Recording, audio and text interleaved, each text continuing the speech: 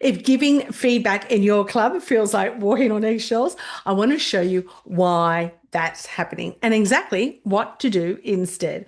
Hi, I'm Michelle Pascoe, and in the next 4 minutes, I'm going to give you a 3-step framework for feedback that actually changes behaviors without the awkward silence, the defensiveness, or the conversation you have to have twice or perhaps even more.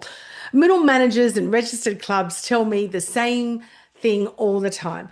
I don't know how to have these hard conversations without it becoming a thing, so they avoid it.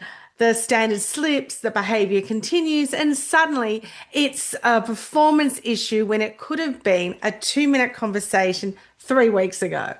Feedback is not a HR process, it is a leadership skill. And when it's done well, it's one of the most powerful tools you have. So, the first step is set the standard first. You cannot hold someone to a standard when they don't even know that it exists. Before any feedback conversation, ask yourself, have I clearly communicated what great looks like in this situation? Not implied or assumed it, just actually communicated it.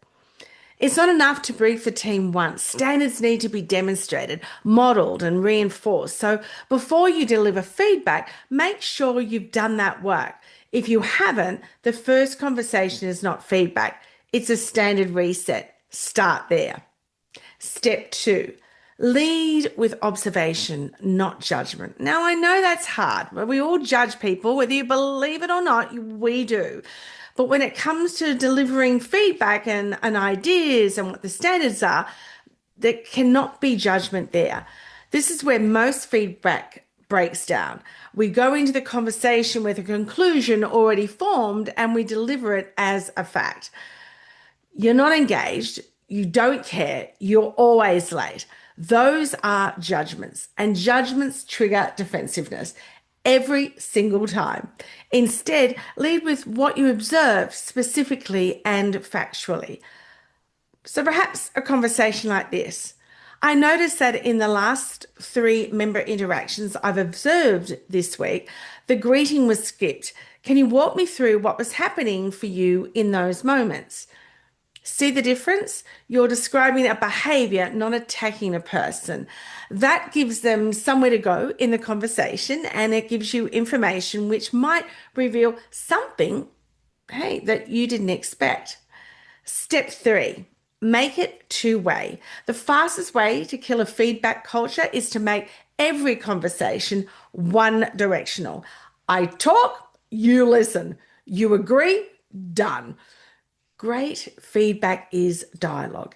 After you've described what you've observed, ask a question. What was your read on that situation? What got in the way? And what do you need from me to make this easier? You're not abdicating accountability, you're building trust and understanding simultaneously. And that's what creates lasting behavior change. When people feel that they're heard in a feedback conversation, they are far more likely to act on it. So let's recap. Feedback that actually works. Set the standard first, lead with observation, not judgment, and make it two-way. If you want to build a team of managers who can coach, develop, and hold standards confidently, the Middle Management Movement is our flagship program for registered clubs. All the details are at michellepascoe.com. If this was useful, subscribe and share it with a manager in your team. I'll see you next week. Bye.